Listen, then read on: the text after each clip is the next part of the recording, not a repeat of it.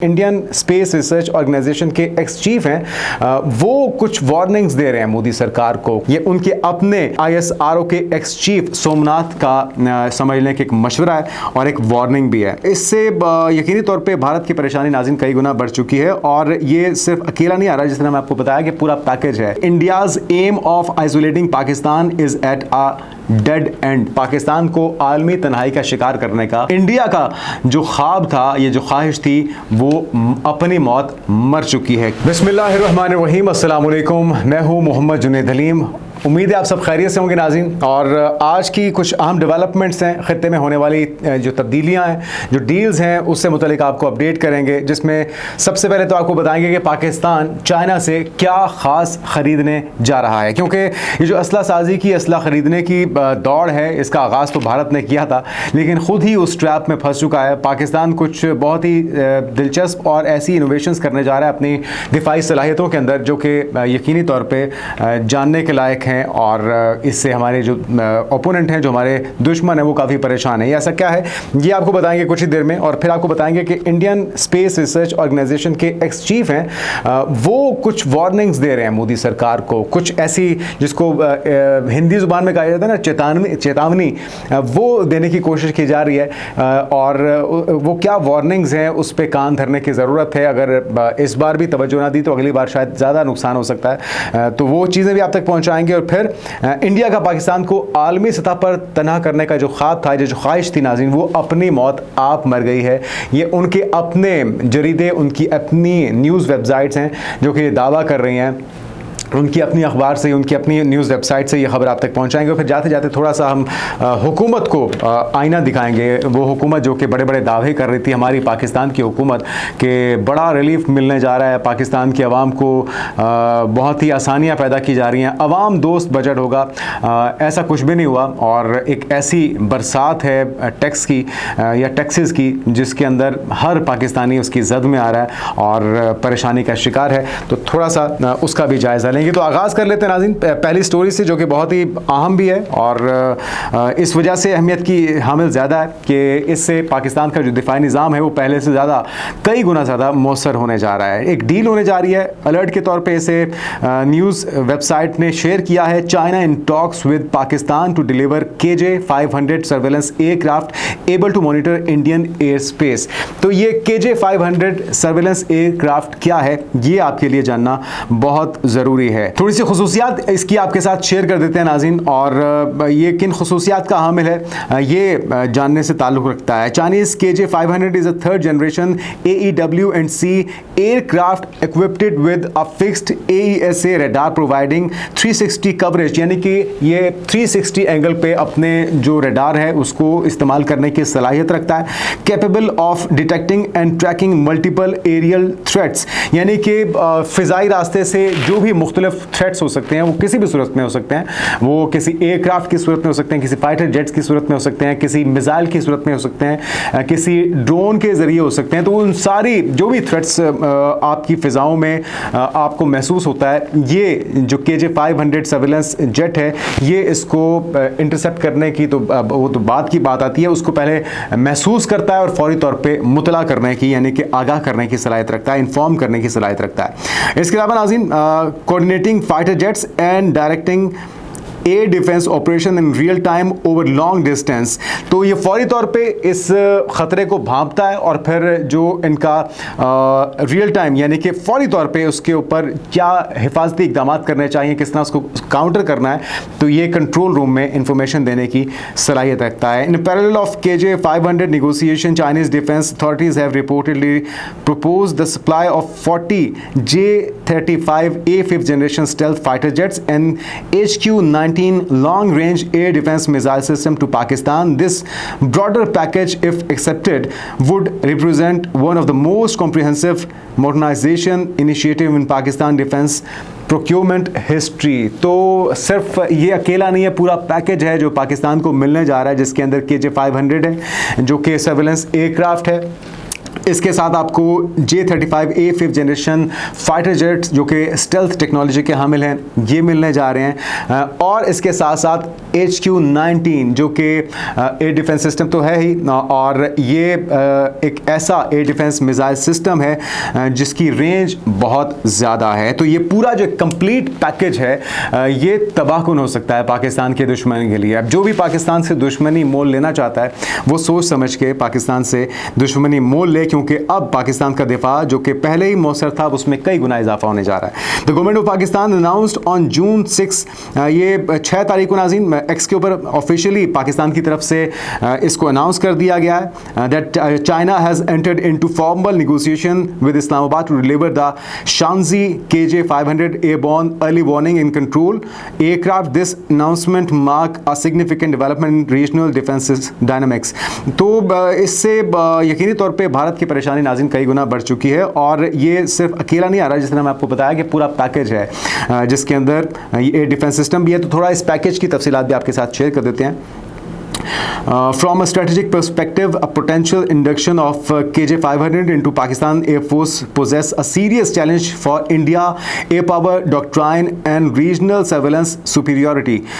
इसके अलावा नाज़रीन ये जो KJ-500 है ये अलाउ करता है पाकिस्तान को monitor Indian air space from deeper within its own territory, detecting and tracking incoming fighters, cruise missiles और UAVs well before they reach to their border. यानी कि आपके बॉर्डर पर पहुंचने से पहले ही, जिस वक्त आपके दुश्मन ने इरादा करना है और कोशिश करनी है आप पर हमला करने की, तो इस निज़ाम ने आपको फौरी तौर पे ना सिर्फ मुतला कर देना है बल्कि आपने उसका जवाबी कार्रवाई भी तैयार कर देनी है। उस पर उसके सारे जो हमले हैं उनको नाकाम करते हुए, बजाय इसके कि वो आपको डैमेज करे, आप उसके ठिकानों को निशाना बनाने की सलाहियत रखते होंगे। This early warning advantage shorten the response time for Pakistan interceptors and improve the survivability of its own aerial assets. यानी कि जो एक ड्यूरेशन थी, जो टाइम, इसमें क्योंकि चंद लम्हे ही काफ़ी होते हैं किसी भी मुल्क के ऊपर हमला करने के लिए, और अब जितनी एडवांसमेंट आ चुकी है टेक्नोलॉजी के अंदर, AI का दौर है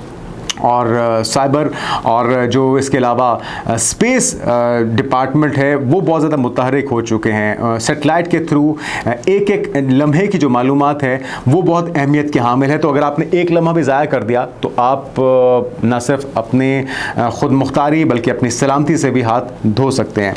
तो इस वजह से टाइमिंग की बहुत अहमियत है, और इसमें पाकिस्तान की जो अफादियत है, जो टाइमिंग है, वो बहुत ज़्यादा मौसर हो जाएगी इस टेक्नोलॉजी के हासिल होने के बाद। When combined with stealth platforms such as the proposed J-35A, the KJ-500 could enable Pakistan to orchestrate complex air operation involving stealth, penetration, decoy maneuvers and standoff strikes while maintaining full situational control। तो ये वो सारी चीज़ें नाज़रीन जो कि पाकिस्तान को finally China से मिलने जा रही हैं, जिसकी वजह से इंडिया के अंदर काफ़ी परेशानी पाई जाती है। अच्छा जी, परेशानी जायज़ भी है और होनी भी चाहिए, और उससे मुतला किया जा रहा है। इंडियन स्पेस रिसर्च ऑर्गेनाइजेशन के एक्स चीफ हैं जनाब, वो क्या चेतावनी दे रहे हैं, वो क्या वार्निंग दे रहे हैं, वो भी सुन लीजिए। वो कहते हैं कि जी, as aerial and cyber fronts reshape modern combat space and emerge as the decisive domain for national defence, former ISRO chief Somnath warn that without a massive satellite boost India armed forces risk blind spots in crisis. वो कह रहे हैं कि जी, अगर आपकी अपनी satellite system नहीं होगा, और सिर्फ एक नहीं, आपको ऐसे दर्जनों, आपको ऐसे सैकड़ों सैटेलाइट सिस्टम चाहिए होंगे अगर आपने रियल टाइम में अपने दुश्मन की चालों को ना सिर्फ भांपना है, उसका पता लगाना है, बल्कि उसके ऊपर काउंटर आपने कार्रवाई भी करनी है। तो उसके लिए आपको मुतअद्दिद सैटेलाइट्स चाहिए होंगी, और वो मांगे तांगे की नहीं जो अब तक भारत यूज़ कर रहा है। ये मैं नहीं कह रहा, ये उनके अपने ISRO के एक्स चीफ सोमनाथ का समझ लें कि एक मशवरा है और एक वार्निंग भी है। वो कह रहे हैं कि unacceptable vulnerability in an era where wars play out above the cloud. वो कह रहे हैं कि जब ऐसे वक्त में जब बादलों से ऊपर जंगें लड़ी जा रही हैं तो ऐसे में आपको फौरी तौर पे सैटेलाइट सिस्टम के मौसर होने की ज़रूरत है। और जो वजूहात वो बता रहे हैं, he then turn to one of the most urgent modern threats, hypersonic missiles, and the need for a corresponding leap in space-based surveillance। उन्होंने हवाला भी दिया, उन्होंने कहा कि जो अभी हालिया जो जंगें हुई हैं, ख़ासतौर पे जो उन्होंने मिसाल दी है वो यूक्रेन और रशिया की मिसाल दी है, उसके अंदर ड्रोन्स टेक्नोलॉजी का इस्तेमाल हुआ है, उसमें सेटेलाइट का इस्तेमाल हुआ है। इसी तरह से पाकिस्तान और भारत के दरमियान भी जो हालिया 4 दिनों की जंग थी उसके अंदर भी जो स्पेस का शोबा था, जो पाकिस्तान की तरफ से एक एज हासिल था पाकिस्तान को, वो इसी वजह था कि सैटेलाइट के ज़रिए, स्पेस के ज़रिए जो पाकिस्तान ने बर्तरी हासिल की है भारत के ऊपर, उसकी वजह से वो सरप्राइज्ड हो गए। उनके तैयारों को ना सिर्फ जैम किया गया, उनकी आपस की गुफ्तगू हम सुन रहे थे, उनके पायलट्स की गुफ्तगू हम सुन रहे थे, बल्कि उसके मुताबिक हम रिस्पॉन्ड भी कर रहे थे, जिसकी वजह से इंडिया के अंदर काफ़ी परेशानी पाई जाती है। तो उनके ISRO के एक्स चीफ की तरफ से वार्न किया गया है और उन्होंने ये मिसालें भी दी हैं और साथ में उन्होंने इस बारे में कहा है कि you need an observation that is going to come from another domain,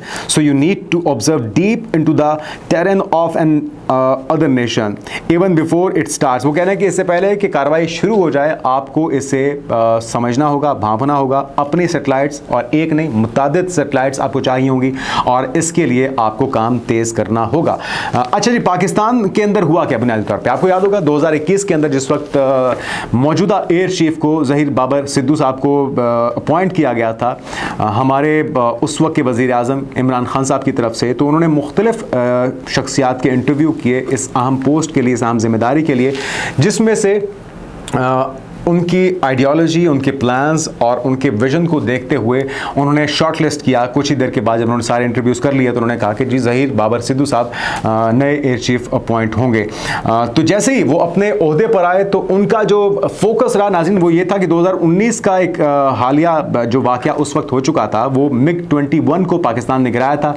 अभिनंदन को पाकिस्तान ने अरेस्ट किया और दैट इज़ फैंटास्टिक का वो यादगार जुमला आपको याद होगा, जिसमें अब वो तो एक ऐसी नाकामी थी ना जो उसको झुटलाया नहीं जा सकता था। अब इस वॉर के अंदर ये जो अभी हुई है, फ़र्क ये था कि इसके अंदर अपनी अपनी हुदूद के अंदर रहते हुए वॉर लड़ी गई है।